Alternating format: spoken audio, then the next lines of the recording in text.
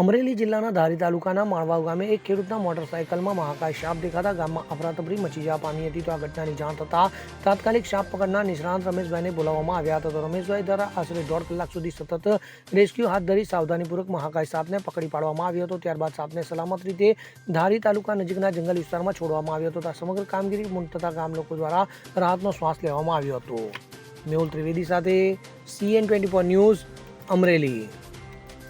હવે જુઓ દેશ દુનિયાની તમામ ખબરો તમારી આંગળીના ટેરવે.